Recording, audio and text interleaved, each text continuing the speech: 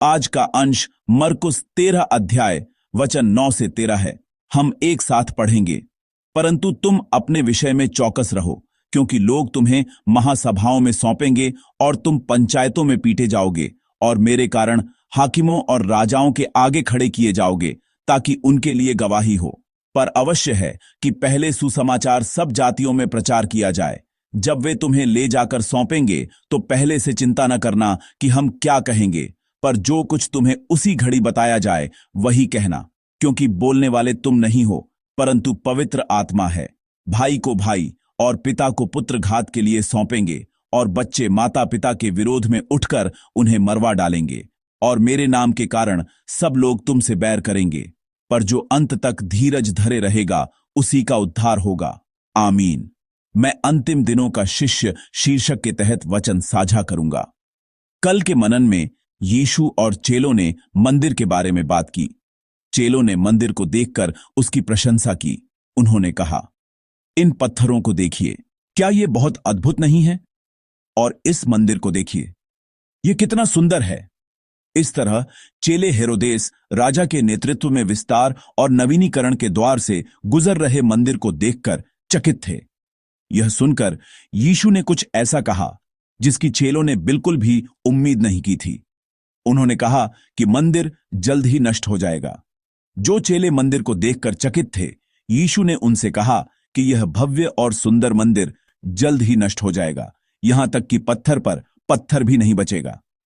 हमें इस वचन को बहुत कट्टरपंथी रूप से आसन्न अंत, आने वाले अंत के बारे में सोचने की आवश्यकता नहीं है, क्योंकि मंदिर नष्ट हो रहा है, दुनिया खत्म नहीं हो रही है, और वह मंदिर उस बातचीत के लगभग 40 साल बाद 70 ईस्वी के आसपास रोमियो द्वारा पूरी तरह से नष्ट कर दिया गया था। लेकिन फिर भी यह वचन स्पष्ट रूप से अंत के बारे में है। हालांकि यीशु ने एक कट्टरपंथी अंत के बारे में बात नहीं की, लेकिन यह सच है कि उन्होंने अंत के बारे में बात की। मरकुस 13 के पूरे अध्याय में यीशु अंत यानी दुनिया के अंत के बारे में बात कर रहे हैं। लेकिन जो बात स्पष्ट है और जिस पर हमें ध्यान देना चाहिए वह यह है कि यीशु ने अंत के बारे में नहीं, बल्कि अंत की शुरुआत के बारे में बात की। अंत की एक शुरुआत भी है और एक अंत भी है। यही वह हिस्सा है जहां हम अक्सर अंत को गलत समझते हैं। अंत एक पल, एक बिंदु नहीं है। अंत को एक विशिष्ट तिथि, जैसे कि एक निश्चित वर्ष, महीने और दिन के रूप में समझना सही नहीं है।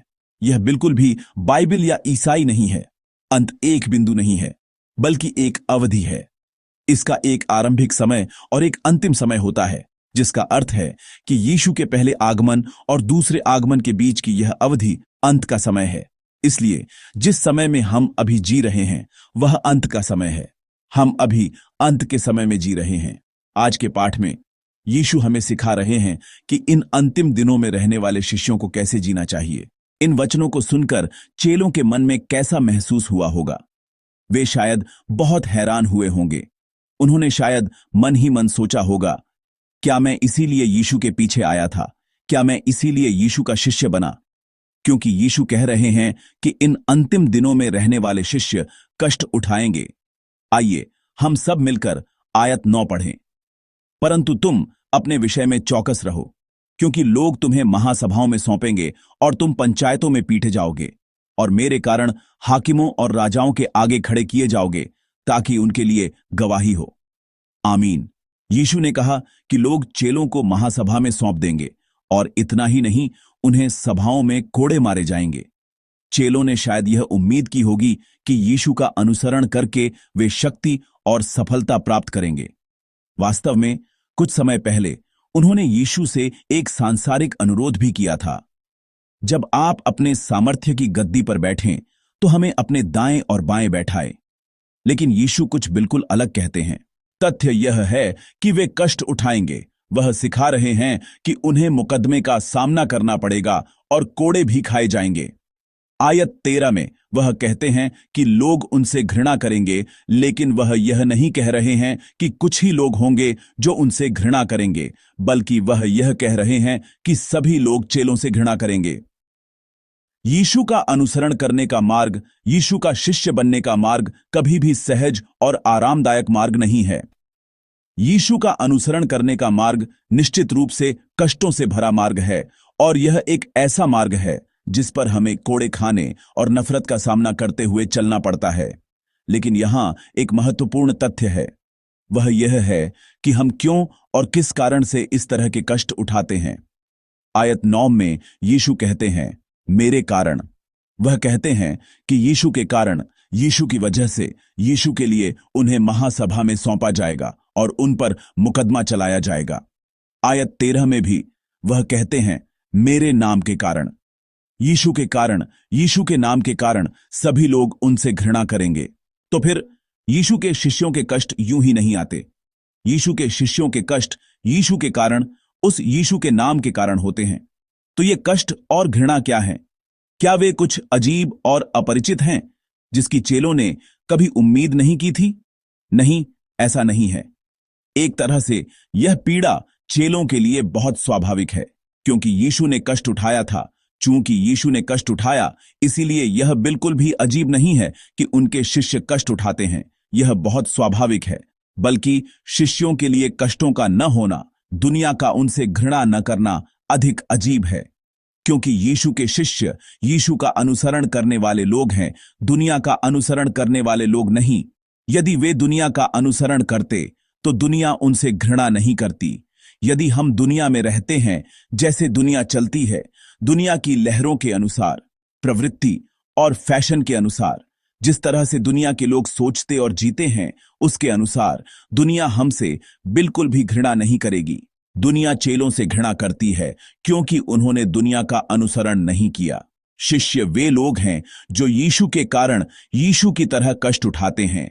लोग अक्सर कष्टों से बचने के लिए यीशु पर विश्वास करना चाहते हैं, लेकिन बाइबल ऐसा नहीं सिखाती है। बाइबल यह नहीं सिखाती है, कष्टों से बचने के लिए यीशु पर विश्वास करो। यह नहीं सिखाती है कि विश्वासियों के जीवन में कोई कष्ट नहीं होता है, बल्कि बाइबल कहती है कि हम कष्ट उठाते हैं क्योंकि हम यीशु का अनुसरण करते हैं। क्या आपके जीवन में कष्ट और कठिनाइयां हैं? चिंता मत करो, आप सही रास्ते पर हैं। कभी कभी जब हम पहली बार किसी रास्ते पर जाते हैं और तुरंत मंजिल नहीं दिखती, या हम सोचे हुए समय में मंजिल तक नहीं पहुंचते, तो हम चिंता करने लगते हैं, क्या यह सही रास्ता है? कहीं मैं गलत रास्ते पर तो नहीं आ गया? क्या आपके जीवन में कष्ट हैं? तो चिंता मत करो, आप सही रास्ते पर हैं। आप सही रास्ते पर चल रहे हैं। क्या आप यीशु पर विश्वास करने के कारण कष्ट और कठोर प्रतिरोध का सामना कर रहे हैं? बल्कि आनंद मनाए, क्योंकि यह इस बात का सबूत है कि मैं गलत रास्ते पर नहीं हूं, कि मैं अभी सही उचित रास्ते पर हूं। यीशु के शिष्यों के कष्ट उठाने का एक और कारण भी है। वह यह है कि वे उस कष्ट के स्थान पर यीशु के सुसमाचार का प्रचार कर सकें। आयत 9 के उत्तरार्ध में यीशु ने कहा कि तुम शासकों और राजाओं के सामने सुसमाचार की गवाही दोगे। कोई भी कष्ट व्यर्थ नहीं है। यीशु के हमें कष्ट देने का एक स्पष्ट कारण है। वह हमें सुसमाचार का प्रचार करने के लिए देते हैं। यीशु हमें सिर्फ परेशान करने या हमें कठिन समय देने के लिए कष्ट नहीं देते हैं। जब हम उन कष्टों को पीछे मुड़कर देखते हैं तो हर एक का एक अर्थ होता है।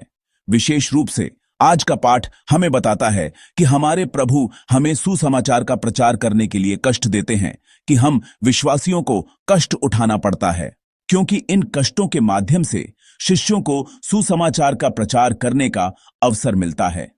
इसके अलावा एक ऐसा व्यक्ति है जो सुसमाचार प्रचार के इस कार्य में मदद करता है। आयत 11 में यीशु कहते हैं कि जब तुम शासकों और राजाओं के सामने खड़े हो तो चिंता मत करो। वह कह रहे हैं कि जब तुम कष्ट में हो तो चिंता मत करो, और वह उन्हें सलाह दे रहे हैं कि वे शब्द कहें जो उस समय चेलों को दिए जाते हैं, वे शब्द जो परमेश्वर हमें देते हैं। ये शब्द वे नहीं हैं जो शिष्य स्वयं कहते हैं, बल्कि वे शब्द हैं जो पवित्र आत्मा कहता है। पवित्र आत्मा हमारी मदद करता है। क्या आप विश्वास करते हैं? आज भी पवित्र आत्मा हमारी व्यक्तिगत रूप से मदद करता है। मुझे विश्वास है कि वह हमें बताएगा कि हमें क्या कहना है और हमें सिखाएगा कि कैसे कार्य करना है। शिष्यों का जीवन एक ऐसा जीवन है जिसमें पवित्र आत्मा मदद करता है, एक ऐसा जीवन जिसमें कष्ट होते हैं, लेकिन पवित्र आत्मा हमें उन कष्टों पर विजय पाने में मदद करता है। शिष्यों को कष्टों के माध्यम से सुसमाचार का प्रचार करने का अवसर मिला। इतना ही नहीं, सुसमाचार का प्रचार करते समय वे पवित्र आत्मा की सीधी मदद, पवित्र आत्मा के सीधे हस्तक्षेप का अनुभव करते हैं। इसलिए कष्टों के बारे में चिंता करने की कोई बात नहीं है। कष्ट हमें ठीक ठीक दिखाता है कि हम किसका अनुसरण कर रहे हैं। बल्कि यदि कोई कष्ट नहीं है तो हमें यह देखने की आवश्यकता है कि क्या हम वास्तव में यीशु का अनुसरण कर रहे हैं। कष्टों के कारण हम आश्वस्त हो जाते हैं कि हम यीशु का अनुसरण कर रहे हैं, और कष्ट के समय में कोई है जो हमारी व्यक्तिगत रूप से मदद करता है। आपको चिंता करने की आवश्यकता नहीं है, क्योंकि हम पवित्र आत्मा परमेश्वर के साथ हैं जो हमें उन कष्टों पर विजय पाने में मदद कर सकता है। प्रियजन, हम अब भी अंत के युग में जी रहे हैं। अंत का वह समय केवल शांति से बहने वाला समय नहीं है। यीशु के शिष्यों के लिए अंत का यह समय घृणा का समय है, और यह कष्ट और उत्पीड़न का समय है। लेकिन यह कष्ट हमेशा बुरा नहीं होता है। इस कष्ट के माध्यम से आप आश्वस्त होंगे, आह, मैं यीशु का अनुसरण कर रहा हूं। आह, मैं यीशु का शिष्य हूं। यीशु ने भी उस क्रूस पर इतना कष्ट उठाया, इसलिए यह सच है कि मैं भी यीशु का अनुसरण कर रहा हूं। इसके अलावा इस कष्ट के माध्यम से हमें प्रभु के सुसमाचार का प्रचार करने का अवसर मिलेगा। आज का पाठ सुसमाचार प्रचार के इस कार्य को प्रभु के आने के दिन को शीघ्र लाने वाला कार्य बताता है, क्योंकि आयत 10 में वह कह रहे हैं, पर अवश्य है कि पहले सुसमाचार सब जातियों में प्रचार किया जाए। इस तरह यीशु हमें अंतिम दिनों के बारे में बता रहे हैं। आज आइए हम यीशु के शिष्यों के रूप में एक योग्य जीवन जिएं। आइए हम कष्टों से बचने के बजाय कष्टों के माध्यम से सुसमाचार का प्रचार करने और कष्टों के माध्यम से यीशु को प्रकट करने और प्रदर्शित करने वाला जीवन जिएं। इस तरह हम दिन ब दिन प्रभु के आने के दिन को करीब लाते हुए जी रहे हैं। मैं प्रभु के नाम पर आशीष देता हूं कि आज का दिन ऐसा हो जिसमें आप यीशु के शिष्य का जीवन जिएं, प्रभु के शिष्य के रूप में उस अंतिम दिन को दिन ब दिन करीब लाने में उपयोग किए जाए।